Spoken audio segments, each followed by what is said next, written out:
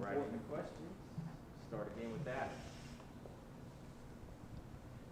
Yeah, we look at a number of ways to sort of measure y'all's efficiency, plays per minute, how short the scoring drives are. I'm curious how you guys gauge how efficient your tempo is.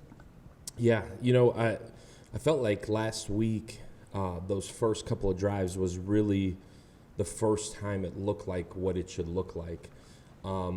You can see when when you go back and watch it on film, in the course of the game, it's hard.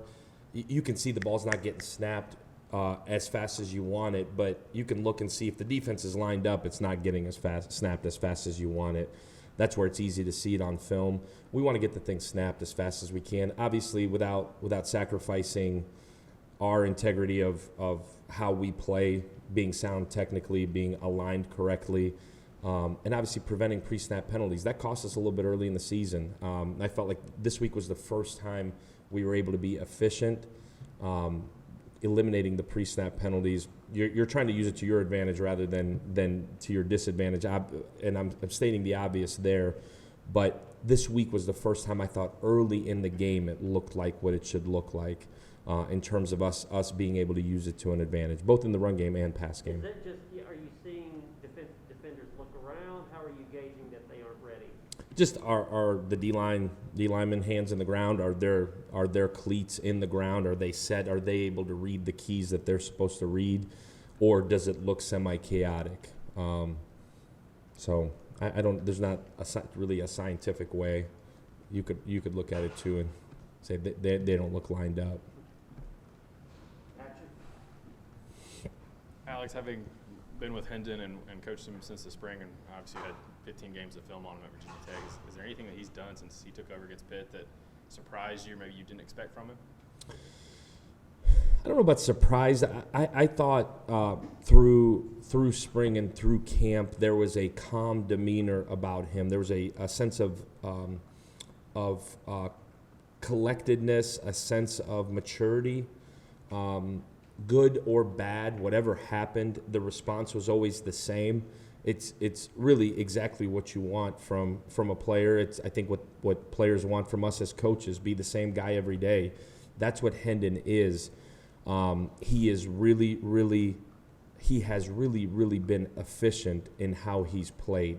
He's been able to hand the ball off when he's supposed to. He's been able to throw the ball when he's supposed to. He's given us a really good element in the run game in terms of him being able to run the ball. What you didn't know through spring and summer, because they're in a red jersey, you can't hit them, is how tough he is. He is a certifiable dude in terms of toughness. He runs the ball extremely hard. Sometimes if you ask Joey, needs to be smarter in how he's finishing runs. I think from the outside looking in, it's awesome, but he's also diving head first sometimes and like a little bit chaotic there. That's your quarterback on the ground. But I think he brings a spark, and the way he plays, everybody else around him sees that, and they feed off of him. So I've been really proud of the way he's, one, taking care of the football. That's job number one for a quarterback, take care of the football. And then in terms of timing, ball placement, efficiency, I feel like he's been really sound in what he's done. I think more than anything for us moving forward, there was a question about the tempo. I think it's him being comfortable snapping that football as fast as we need him to. I don't know the first couple weeks that he did that.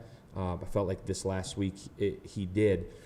Again, this last week we were efficient on first down, so for him it was easy. You were confident getting up there. When you're running the ball efficiently and playing in 2nd and 2, 2nd and 3, makes it easier to snap the ball and make fast decisions. I was more proud, honestly, the week before at Florida, where he made really good decisions in tough third down situations, taking care of the football, getting it to the right spots. That, to me, in a hostile environment where it was chaotic and there was adversity on every single drive where you saw him kind of flash, listen, this is the same guy on every single drive. And then we got down in the fourth quarter, and it was still the same guy on every single drive. And when you know what you're going to get from your quarterback, it makes it really simple in terms of he's going to execute the play to the best of his ability, and it's going to go to the right spot, which makes it really simple from our end. Coach, you guys, as coaches, have always said this offense. You conform it to your personnel and what you have. 5 games in, have you guys dialed in the identity and kind of everybody's role? But have we seen that the last couple of weeks compared to the first 2 or 3 weeks where I'm sure there was some filling out process of what guys could do what? Yeah, dead on. Really, really good question. I think through camp for us, we had a bunch of guys banged up on and off, Valus being one of them, and you couldn't place them. You had new guys in Joe and Javante Payton that you were trying to figure out what they were, who they were. You had Jalen Hyatt, who was banged up the entire spring. You had Tyon Evans, who was banged up the entire spring. And so you were trying to feel those guys out. And yes, it took us a minute to get to who are really our best 11, then who's 12, then who's 13, and who's 14, and who are package guys, who are guys you can go to with certain things, both in the run game and pass game. I think in any evolution of a program, of an offense, you figure out who those pieces are, who you need to keep involved, who needs to keep growing and needs more time to keep evolving and developing. I feel like we're closer to honing in on it. I feel like we're playing this last week, the week prior, primarily this last week, we're playing with who we think gives us the best chance to win, and we have a good feel for who their backups are and what those roles are for those guys starting to evolve.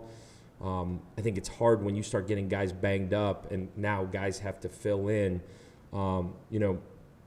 You're kind of shuffling pieces, O-line being one of them, where you're trying to figure out who really that 6th guy is. And to be honest with you, a lot of time you don't find out until you're in the thick of the storm and you see how guys respond and how guys react to adverse situations. And yeah, it's taken us some time to figure it out. I feel like we're close to figuring it out, and we need to be, because right now we're right in the thick of it and we're conference play, and we got to be at our best, obviously Saturdays. So as injuries happen, you got to adjust. But I feel like we're getting really close to figuring out who we can really count on offensively. A couple things, Alex. I guess first off, when y'all have been happy with the buy-in from the guys, or at least you told us you've been happy with the buy-in from the guys since you've been here.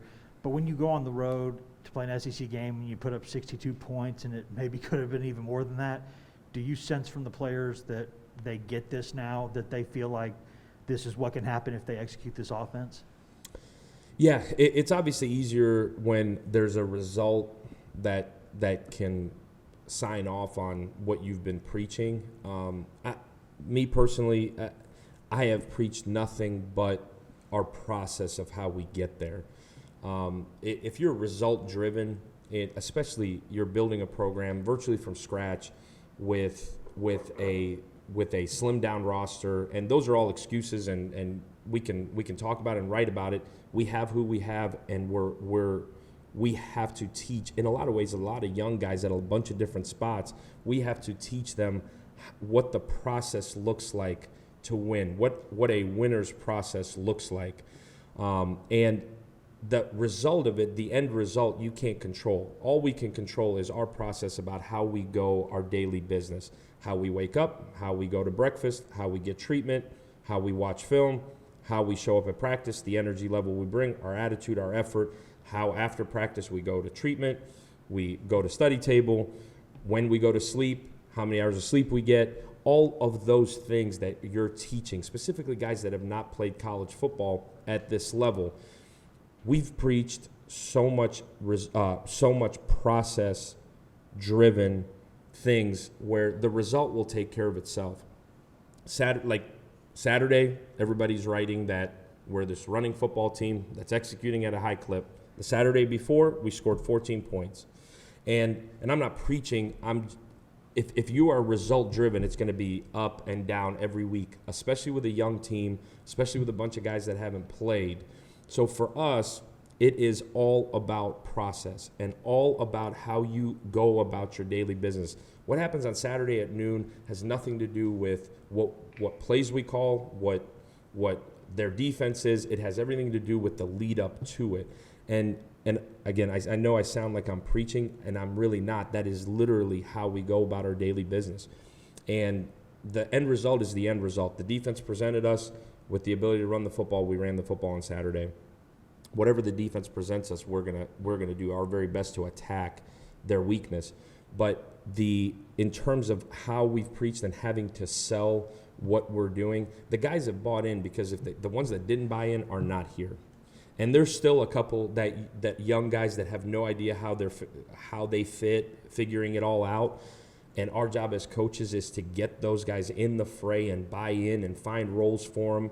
And for some of them, that may be redshirting. For some of them, that may be scout team. But for us to have to validate what you're doing to the guys, how you treat them, how you talk to them, how you coach them, how you love them every day, that's where the buy-in comes from.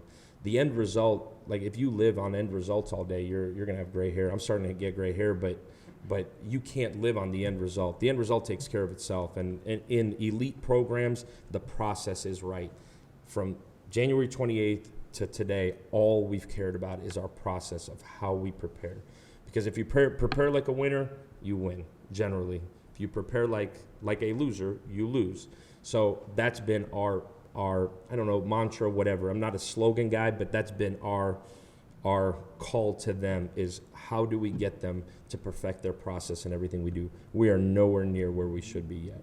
And in terms of in terms of Jimmy Callaway, Jalen Hyatt, what's next for them in terms of their development? Obviously, a lot of talent there, but maybe some execution issues at times. What's the next step for them to put themselves back in position to play more? Yeah, they got to get their process right.